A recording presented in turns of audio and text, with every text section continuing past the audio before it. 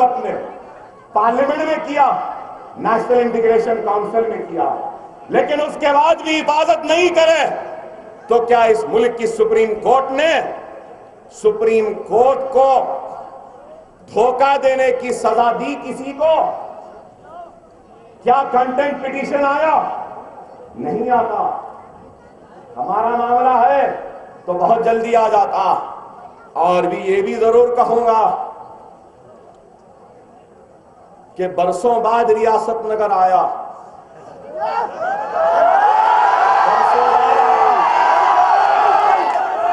जलसा बरसों बाद हो रहा है, लेकिन किसी किसी के खत्म होते हैं।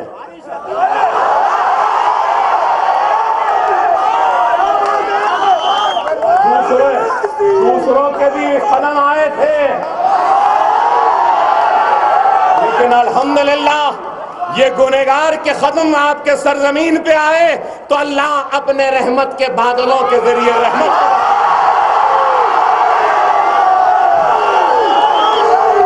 अरे क्या ये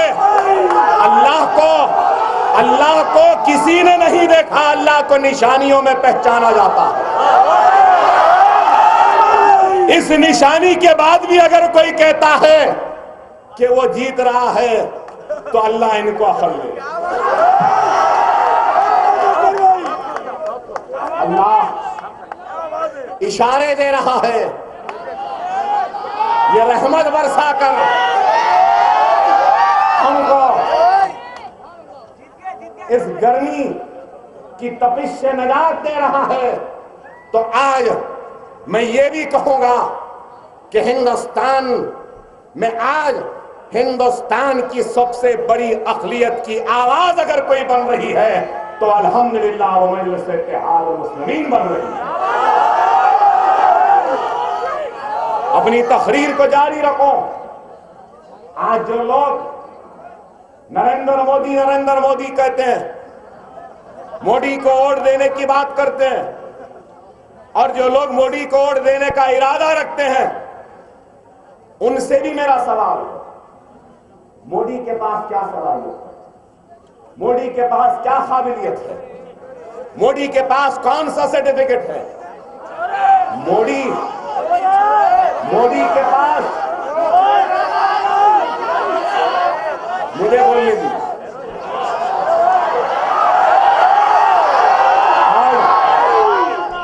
नरेंद्र मोदी महात्मा गांधी का नाम बोल नहीं सकता,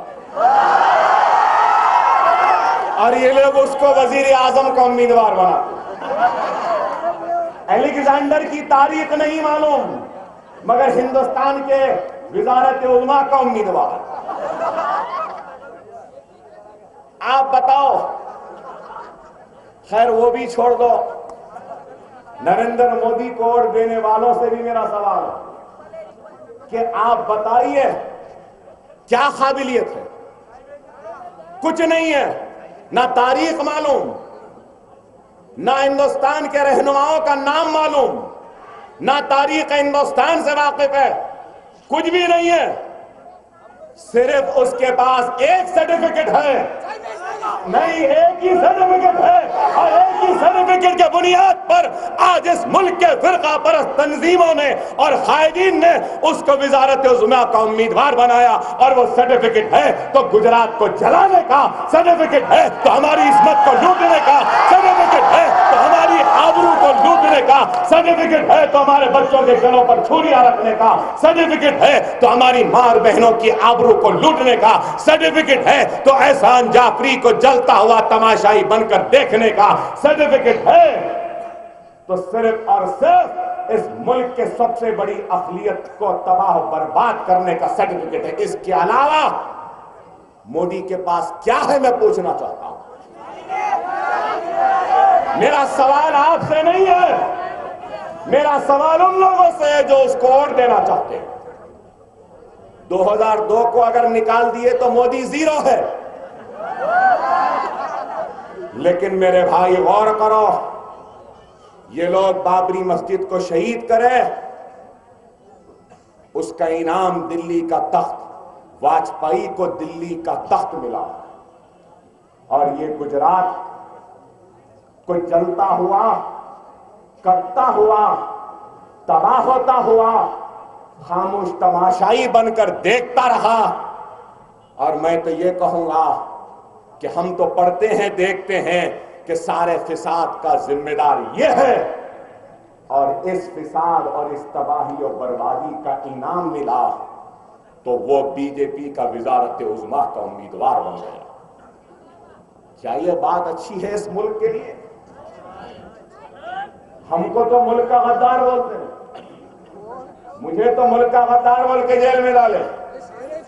अरे मैं ये कहूंगा कि जो लोग हिंदुत्व, हिंदू राष्ट्र की बात करते हैं या फिर भारत मां, भारत माता की बात करते हैं, उनसे मेरा सवाल है, क्या बाबरी मस्जिद की शहादत और गुजरात के फिसादात क्या भारत मां के माथे पर कलंक का धब्बा नहीं है? मैं पूछना चाहता हूं उनसे, मैं पूछना चाहता हूं उनसे, क्या हिंदुस्तान की छवि को बाबरी मस्जिद की शहादत और गुजरात के फिसादात ने मुतासिर किया है? नहीं, है मेरा सवाल। फिर इस पर किसी को कोई तवज्जो नहीं। मुल्क टूटता है, इनको परवाह नहीं। मुल्क में फिरका वारानियत और फिरका परस्ती का जुनून उरूज पर जाता है, इनको परवाह नहीं। मुल्क बट रहा है मजहब के नाम पर, इनको परवाह नहीं। मुल्क मजहब के नाम पे कट रहा है, इनको इस बात की परवाह नहीं। इनको परवाह है तो सिर्फ जैसे भी तैसे भी हिंदुस्तान के इख्तिदार को हासिल कर लें और उस पर बैठ जाए, ये इनका इरादा। अरे आप गौर करो मेरे भाई, आप गौर करो।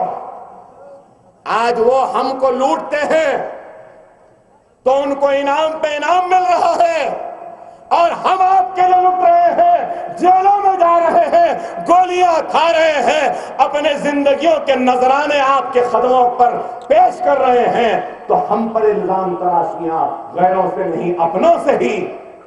क्या ये बात सही है? बताइए। अरे आज वक्त कम है और बोलना है, इंशाअल्लाह जल्द से होंगे, बोलूंगा, लेकिन इतने सवालात करा। एक सवाल आज के लिए बीजेपी, संघ परिवार, आरएसएस वालों से और आपकी तरफ से उसका जवाब भी। बाकी तकरीर फिर इंशाअल्लाह। अब तो मौसम है ना भाई,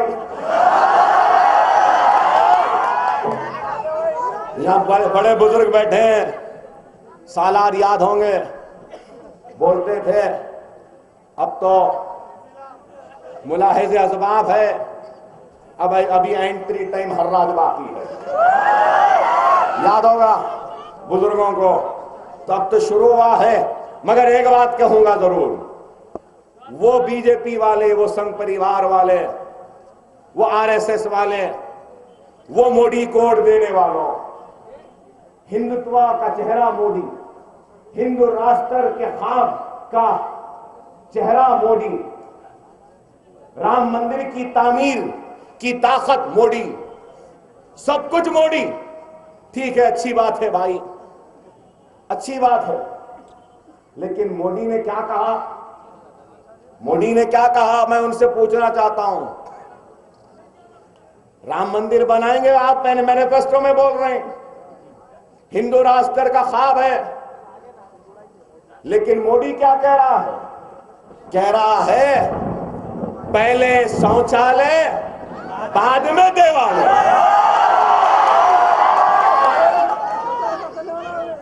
शौचालय का मतलब क्या है मालूम आपको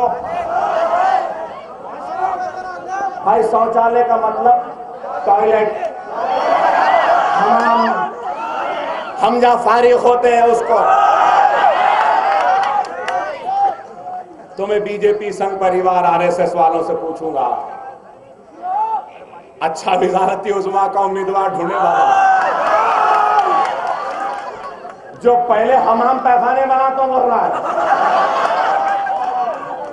और बाद में देवालय बोल रहा है। मोदी, तू नारा दे दिया है और तुझको मुबारक ये तेरा नारा, पहले शौचालय बाद में देवालय। लेकिन अकबर ओवैसी आज ऐलान करता है इस अवाम के जरिए चंद्रायन गुट्टा हल्का संबली की तरफ है, तू शौचालय बनाते रहे, हम जमहूरी जिद्दोजहद, कानूनी जिद्दोजहद, दस्तूरी जिद्दोजहद के जरिए बाबरी मस्जिद को उसी मुकाम पर बना के रहेंगे। तेरे नसीब में शौचालय बनाना है, हमारे मुकद्दर में बाबरी मस्जिद दोबारा बनाना है, हम बना के रहेंगे। लेकिन मेरे भाई, आपसे ये जरूर कहूंगा कि वक्त और हालात की नजाकत को महसूस करो। आज यहां आने से पहले 10 मिनट है, सब्र करें। यहां आने से पहले जज्बात में था और काफी जज्बात में मगलूब था, दर्द में था, तकलीफ में था और सोचता आया कि कैसे मुखातिब करूं, क्या बोलूं। अरे आज अगर मैं आपके दरमियान में खड़ा हूं और आपसे मुखातिब हूं तो अल्हम्दुलिल्लाह अल्लाह का फजल करम है, नबी करीम सल्लल्लाहु अलैहि वसल्लम का सदका है, औलिया अल्लाह की दुआएं हैं, आप तमाम की दुआएं हैं, बुजुर्गों की दुआएं हैं, नौजवानों की दुआएं हैं, मासूमों की दुआएं हैं, खवातीन की दुआएं हैं, मेरी माओं की दुआएं हैं, बहनों की दुआएं हैं कि आज अकबरुद्दीन ओवैसी जिंदा है और आपके सामने खड़ा है। अगर आपकी दुआ ना होती तो शायद मैं आज जिंदा ना होता, अगर आपकी दुआएं ना होती तो शायद आज मेरे मासूम बच्चे यतीम हो गए होते। अरे इंसान दुनिया में इज्जत कमाता है, शोहरत कमाता है, दौलत कमाता है और दुनिया से चला जाता है, लेकिन अल्हम्दुलिल्लाह मैंने दौलत से ज्यादा, इज्जत से ज्यादा, शोहरत से ज्यादा आपकी मोहब्बत और आपकी दुआओं को कमाया। और आज यह अकबरुद्दीन ओवैसी ये जरूर कहेगा कि अकबरुद्दीन ओवैसी, उसकी औलाद और उसकी आने वाली 7 नस्ल आपके दुआओं के खर्ज में डूबी हुई है और अकबरुद्दीन ओवैसी आपके दुआओं का खर्जदार, आपके दुआओं का खर्जदार। मैं किस तरीके से आपके इस दुआओं के खर्च का बदला चुका सकूं, मगर ये जरूर कहूंगा कि हर दर्द में, हर तकलीफ में जब भी ये हाथ उठे तो खुदा की कसम, अल्लाह की कसम, सबसे पहले मेरे हक में दुआ करने वाले मुसलमानों के लिए उठे। और आज भी मैं दुआ करता हूं तो यही दुआ करता हूं, जब सोने जाता हूं तो यही दुआ करता हूं, जब बेदार होता हूं तो यही दुआ करता हूं कि ऐ अल्लाह, वो क्या काम है, वो क्या मकसद है जिसके लिए तूने मुझे हयात दी, ऐ अल्लाह मुझे उस काम से मुलाकात करवा दे, उस मकसद को दिखला दे ताकि मैं वो काम कर सकूं, उस मकसद को अदा कर सकूं। और जब सोता हूं तो ही दुआ करता हूं, उठता हूं तो भी यही, और दिन में जब किसी से भी मिलता हूं तो यही सोचकर मिलता हूं कि शायद इससे मिलना था इसलिए अल्लाह ने हयात दी, किसी की मदद करता हूं तो यही सोचता हूं कि शायद ये काम था इसके लिए अल्लाह ने हयात दी। आज आपके दरमियान में हूं तो इस चीज को सोचते हूं कि शायद ये काम है जिसको अल्लाह मुझसे लेना चाहता है। जेल को गया तब भी यही सोचा कि शायद ये काम अल्लाह मुझसे लेना चाहता था, इसलिए हयात दी।